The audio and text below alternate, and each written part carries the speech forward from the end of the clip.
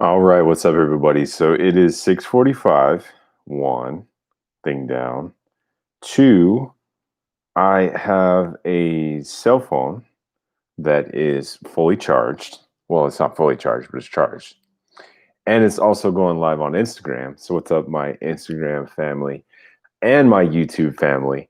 We're on time and we're streaming with both YouTube and Instagram. And my phone is going to last the entire YouTube or the entire live stream today. So things are going well. Now, here is what you guys didn't see behind the scenes. I do a teaching every Thursday night before I jump on with you guys live. It's part of my real estate investing. And I teach individuals, I teach newcomers, folks who are returning guests who are interested in the opportunity that we have as far as real estate investing in our Freedom Network team. It's the team that I'm a part of for my real estate investing. We teach people, or I teach people, how to utilize a software that helps you find properties, people, and money, which are three key ingredients for real estate investing. Well, I'm on explaining something, talking to the two guests that I have in my group, and lo and behold, what happens? I act my big toe finds my power strip under my desk, and I'm just moving my feet to readjust and sitting in the chair for a little bit, so naturally readjusting, and I toe poke the power switch and cuts off my computer mid sentence. I'm gone. It's just like, oh no, and I feel so bad because these two individuals are not my guests, but I reached out to our group chat on Facebook and was like, hey, whoever invited these two people, please, I'm so sorry I messed up.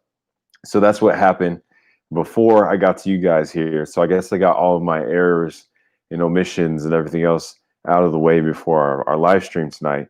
And here we are, somehow made it work, thankfully.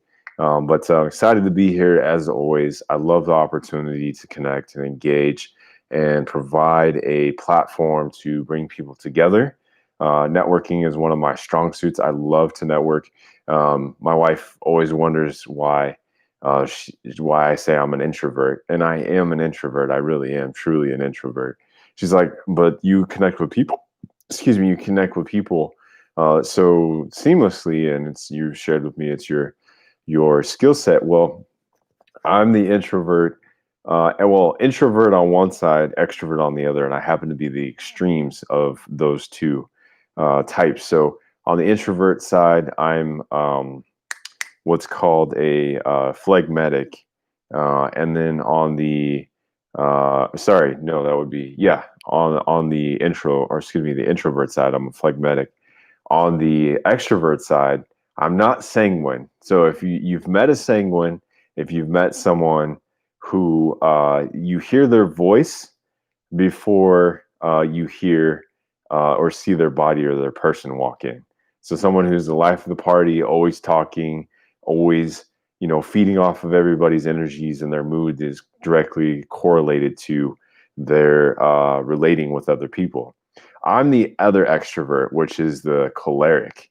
I'm very business. I'm very intentional. I'm very quiet and focused and still engaging, still working with people. But what's interesting is that based on the spectrum of whether you're introverted or extroverted, I've learned that the choleric is actually more extroverted than the sanguine is, which is weird because you would think someone who's the life of the party and all these different things. I don't quite understand how they rate that, but anyway, I am the choleric, the individual who likes to relate for purpose, the individual who likes to connect specifically for focusing on what would I say? Specifically focusing on the details side of things, the connecting for a purpose. We're meeting up to make things happen with, those kind of things. So, long story short, what I'm getting at here is um, this is something I enjoy. All that being said, I've already burned through 4.5 minutes of our time together tonight. So I want to get back to business here. But the reason why we do this is because, as I said, I create a platform, a community, a space where there are real questions, real time issues. We're all living life. We're not living life in a vacuum. We're living life in real time. So that means we have real life challenges, obstacles, different things that are coming up. The meeting that I was just on, I'm watching the chat come through on my phone. The Facebook bubbles popping up, and it looks like something happened where someone cut the Zoom meeting short, or it shut off on everybody. I'm not sure. And now everybody's chiming in, hey, got cut off, got cut off. And it's like we all got cut off in a minute or two. There's 17 messages, 18 that have come through. So issues happen. We all experience trouble and trial and tribulations, and it's life. You pick yourself up and you do the best you can. And one of the things that I wanted to talk about today, as we get towards the end of the year, as we move towards 2021, which seems to be a very heavily anticipated year, it might be one of the heaviest anticipated years in recent history, because of what we've been experiencing in 2020. It's interesting. There's a lot of people who are excited about 2020. I was just talking to someone who I played football with in high school, who's a businessman like myself, and we've been looking to potentially do some business together and find ways in which we can play off each other's strengths and support and build up other people and what we've learned and what we've done, and leverage each other's services for each other and for others. And his vision that he had for 2020 was so amazing. I would love to share with you. I haven't asked him if I could share his vision with anyone, so therefore I won't. But I thought it was just such a unique and such a cool idea. And I was talking to him the other day about how I was fascinated to see how excited he was about that. And I knew he was leveling up. And unfortunately, there's been some things in addition, well, just COVID and sheltered in place in general. I'll just leave it at that. That has made it very challenging. And the vision he had has, and the things that have played out haven't necessarily been the same. And so, what's interesting is that when we hit these walls, when we hit these challenges, when we experience these things that seem to derail us, there's a particular saying that Eric Thomas uses that I love, and I think I've heard it said by others, but he's the one who comes to mind right now, as you guys have heard me say multiple times on these channels. I've utilized and soaked up a lot of what he has taught. A setback is a setup for a comeback. And so I'm going to segue right into today's topic of today's live stream. As far as what we're talking about here, requirements to get started. And we have to start. If we want to get to a particular goal, if there's something that we want to achieve, let's say in the context of what I do in my real estate investing, one of the things that we teach, not only in all the aspects and different ways in which you can do real estate investing. There's many different ways to invest in real estate, to be a party to real estate investing. There is also the understanding and requirements of the finances. Now, it could be yours, it could be others, that could be credit, that could be actual cash, or it could be retirement money as well, retirement funds, IRAs, or what more would be referred to as SDRPs, self-directed retirement plans. There is a learning and a knowledge and education that's required for you to understand that. And if you don't have that in play, it's important to learn that first, because it plays so much into some of the different ways that you can acquire property. You could flip it for active income. You do a deal, as it's said in the industry, and get a profit, some money back. Or if you wanted to buy and hold, do a hold strategy where you're looking to get a recurring income from it. So the common terminology, passive income, or just very simply, it's an asset that returns cash flow on a regular basis, most likely monthly. That is a factor. You'll need to know how you can fund that. Well, to get it started, you have to learn, or you have to partner with someone that is already doing the process and work with them to start that acquisition process. In the same concept or light, we're standing at the start line of fitness, of burning weight, burning belly fat, toning up, getting strong, addressing your cardiovascular health, addressing your biomarkers in your body, as my cholesterol, my blood sugar, my lipids, are my testosterone, and all these other things, all taken care of. Am I going to go to my doctor and they're going to say, yep, you're all in the ranges, looks good, can't see anything here on our side, you're good to go? Are you looking at that full package and saying, I'm ready to make the plunge, I'm going to step forward, I'm going to make the step? It might be a baby step, it might be a full step, I don't know, whatever it may be. The fact that you're at the starting line is you have to start, right? for you to move to the goal, you have to take that first step. And one thing that I like to tell my clients, I don't know if they like hearing this from me or not, but hey, it is something that is true, is that to finish, you have to get started. The sooner you want to finish, the sooner you need to start. And I typically say that in context to my workouts, either with people, or I'll say it to myself sometimes when I'm not feeling like I'm ready to work out. And trust me, there are days where I'm definitely not feeling working out. I know it's important to keep that consistency, to compound on my results, to see things happen. But ultimately, the sooner you want to finish, it means the sooner you want to finish, the sooner you need to start. I may have mentioned that topic before on this channel, but as far as creating a plan, let's say you have talked with a lot of people that have been in the 25 to roughly 100-pound range for how much weight they would like to lose overall. uh and especially at that time, it is such a huge, it feels like a huge hurdle. If you take on the recommended weight loss that's required to not only help you do it in a quote unquote healthy way, but to do it in a way where you not only lose the weight, but you keep it off, recommended 1 to 2 pounds a week. So if you're talking about 25 pounds, that's at least 13 to 14 weeks. We were talking about yesterday. That could be 25 to, let's say, do I have my calculator open? Yes, I'm an engineer. Apologies. I'm going to calculate for you guys because I think this is important. If you got 25 pounds, and you divide by 0.75, that's going to look like more like 33-ish weeks for you. So a quarter pound a week weight loss versus, what's up, Explorian? I hope I'm saying your name right. How you doing? Welcome to our Insta. What's up? But if you're looking for maybe something more like a quarter pound, 3/4 pound a week, then it might be 33 weeks instead of 25. That math makes sense. And so it could be 1/2 pound, it could be 3/4 pound a week, 1, 2 max.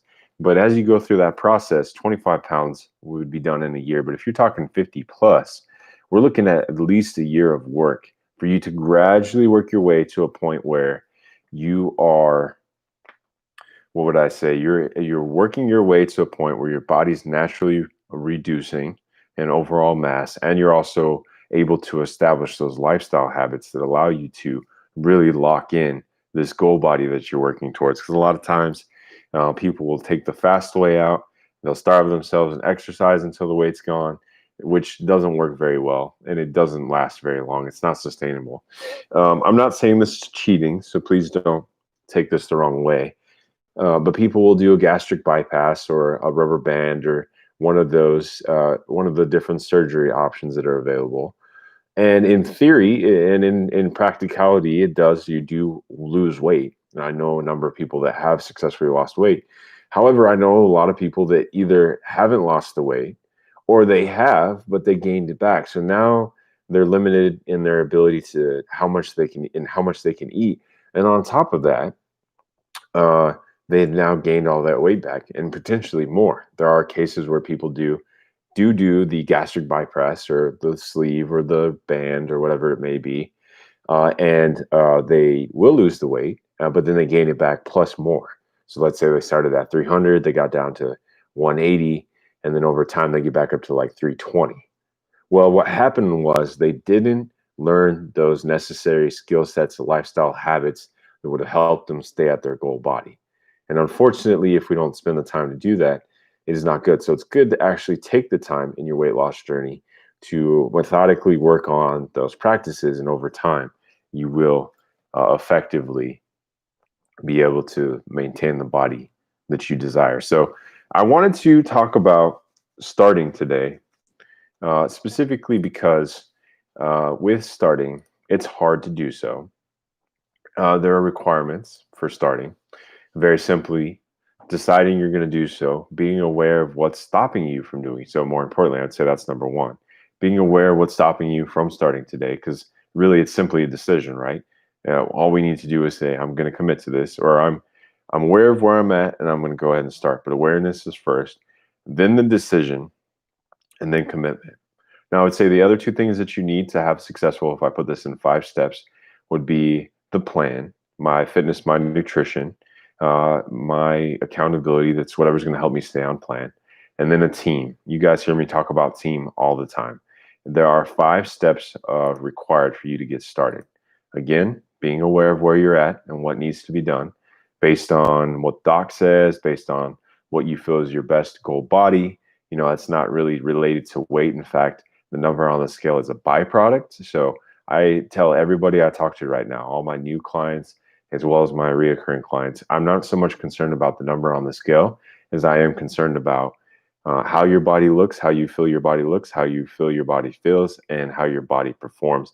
And we're not talking about all-star athletes here. I'm talking about being able to play with the kids, the cousins, the nephews, your kids, your grandkids, and not feel like your lung is going to fail on you, or your heart.